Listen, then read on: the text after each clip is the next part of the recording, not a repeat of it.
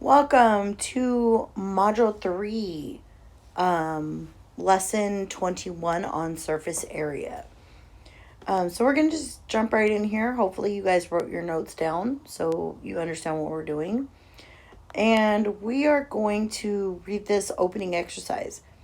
On the provided grid, draw a net representing the surfaces of the right rectangular prism. Assume that each grid is 1 inch, so we're basing this off of inches.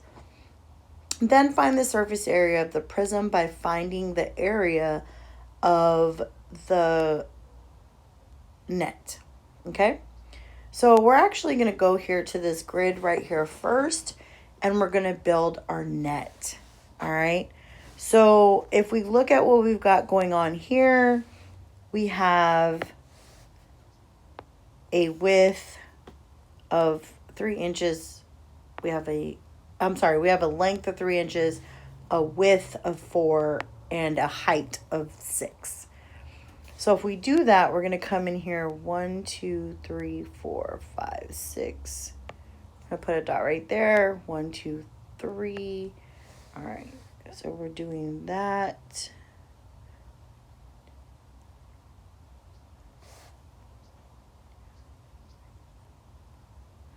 So our first line is going to be right here. And then we're going to start to build. One of our faces is a 3 by 6. So this is going to be 1, 2, 3, 4, 5, 6. 1, 2, 3, 4, 5, 6. Yep, just want to make sure we did that right. And then, oh, wait, sorry. This one has to be 4. So 1, 2, 3, 4. And then we've got 1, 2, 3 across here. And we've got, then we're going to do a by 6.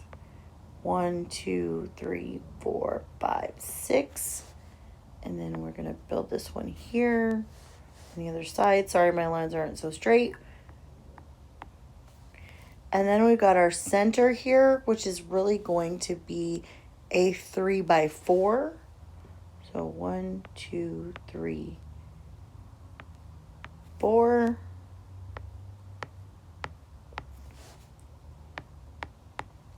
Okay. And then our last one is going to be 1, 2, 3, 4, 5, 6. All right. So we've got this one. And then we need to build our wings. And our wings are our sides. And our sides are a 4 by 6. So here's our 6. 1, 2, 3, 4, 5, 6. 1, 2, 3, 4. And we've got the same thing happening on the other side. All right. So remember, this is 3. This is 4. This is 6. Oh, sorry. This is 6. 6 over here. 4 over here. And we've also got 3 down here. And this is 6 down here. All right. So we're going to look at our center as if it is just a rectangle. So we're going to do the center rectangle.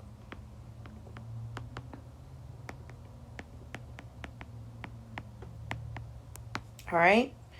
And if we look at our center, it's by 3. So let's do area equals length times width, which is equal to, our width is 3. So let's count our length. So we've got 4 plus 6 plus 4 plus 6, which is 20.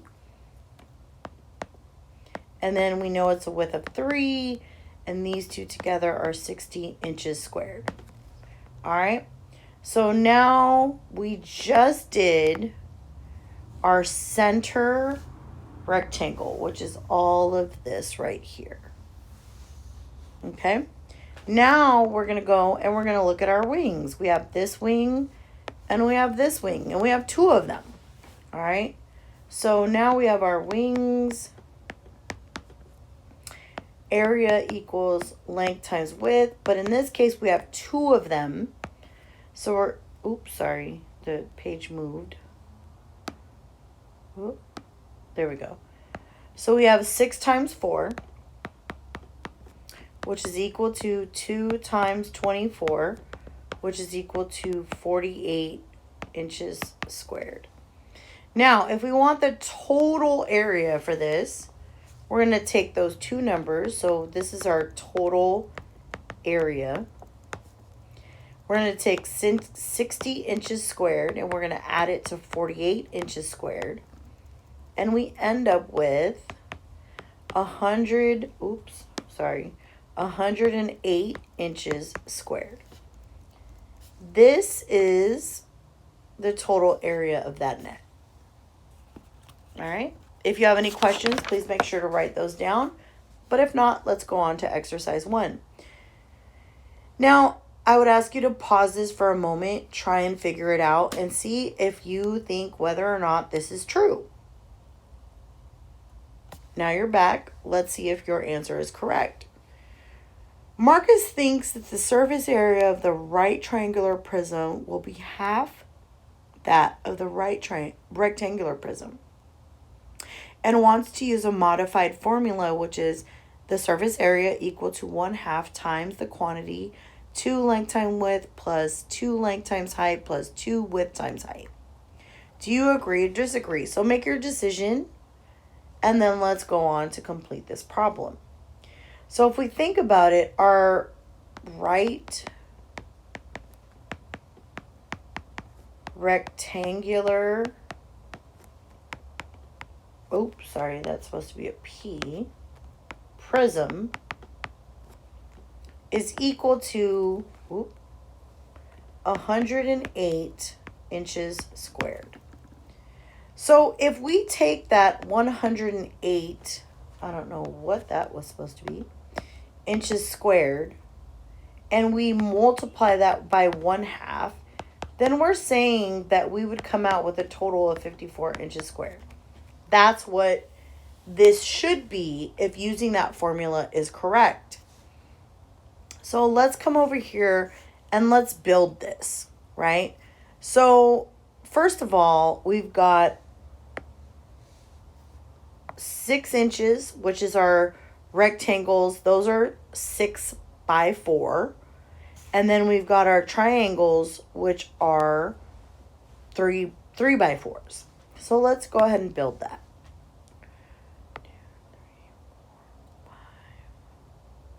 1, 2, 3, 4. 1, 2, 3, 4, 5, 6.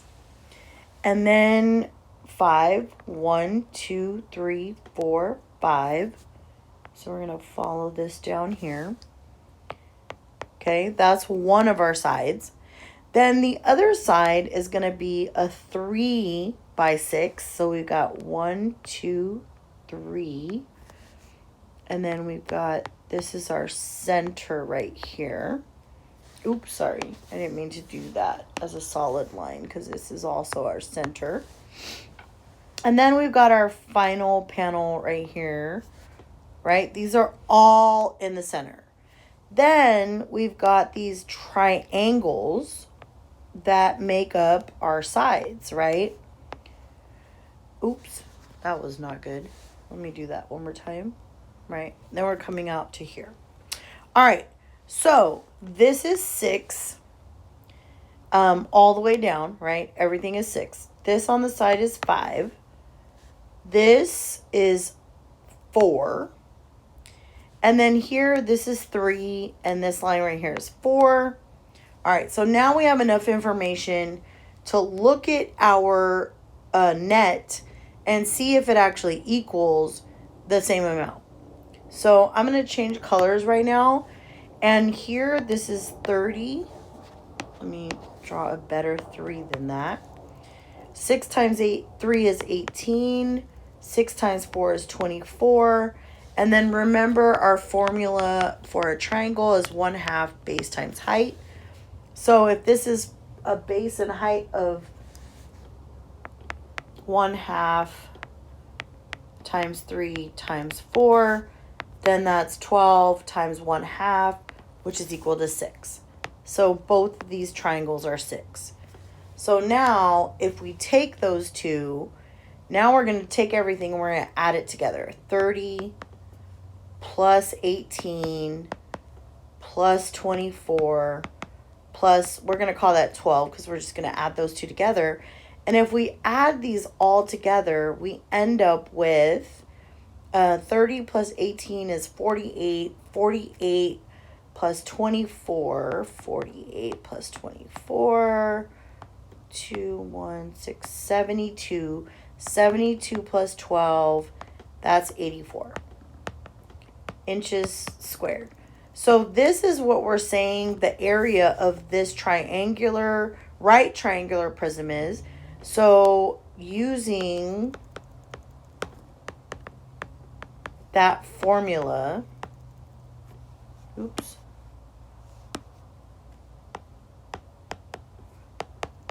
is not correct. All right. All right, let's go on to example number 1. So in this one, we're going to be looking at the lateral area of right prisms. So a right triangle prism and a right rectangular prism and a right pentagonal prism are pictured below. And all have equal heights. So the heights for all of these are the same. So now we're going to start looking at how do we figure out an expression for these. So if we write an expression that represents the lateral areas of a right triangular prism and the sum of the areas, okay? So we're looking at a right triangular prism. If we look at this, we've got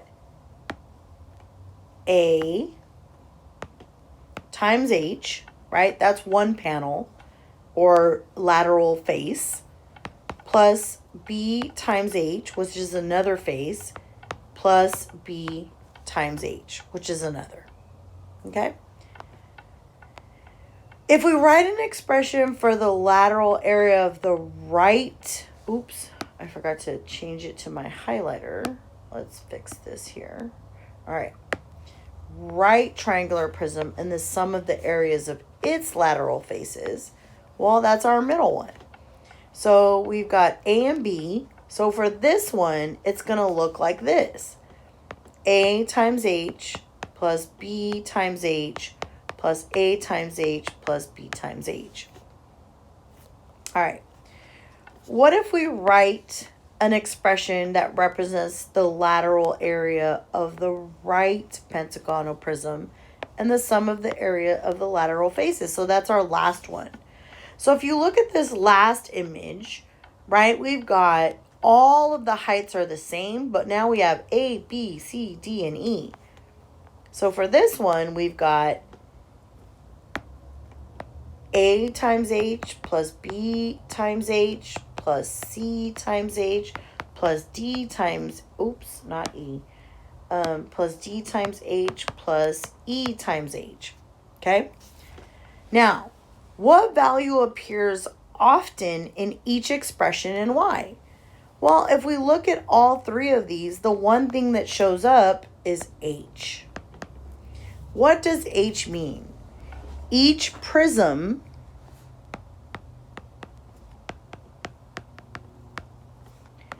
has a height of H.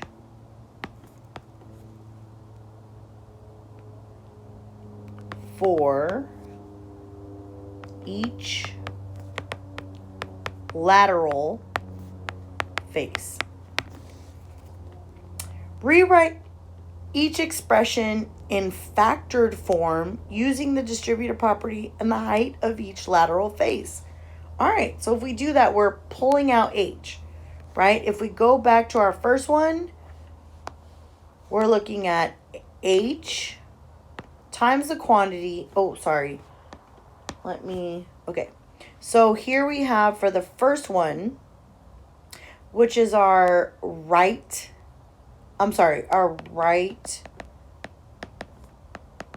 triangular prism.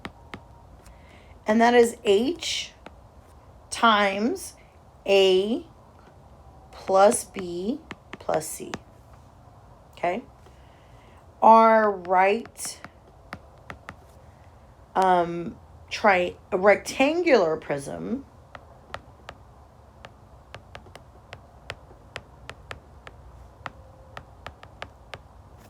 is H times A plus B plus A plus B. And then finally, our last right pentagonal prism is H times the quantity A plus B plus C plus D plus E. Okay? What do the parentheses in each case represent with respect to the right prism? Well, it's the perimeter. Okay? Now, we can generalize the lateral area of a right prism into a formula that applies to all right prisms. And that is the lateral area equal to the perimeter, which lowercase is the base, times H, which is the distance between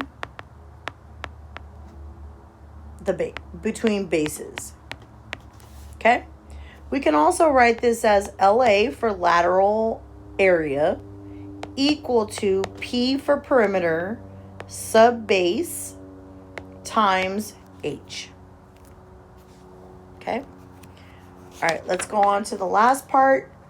Relevant vocabulary. Right prism. These are images that go with it. I'm going to ask you to read through this.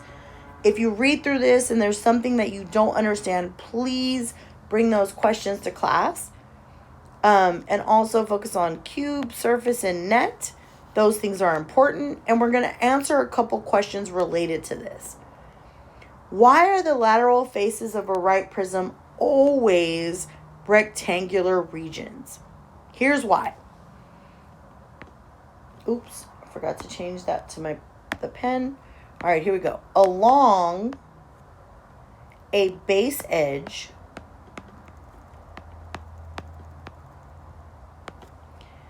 line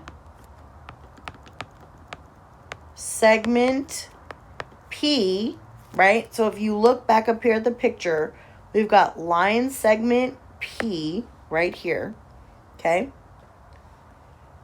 And P prime, that's what we call that little line. That's this one up here, P prime, okay? Are always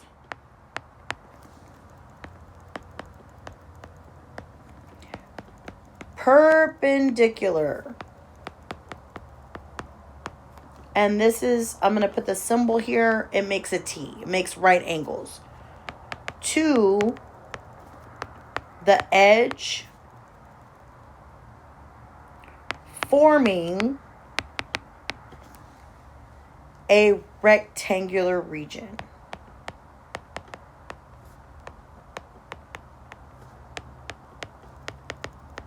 Okay.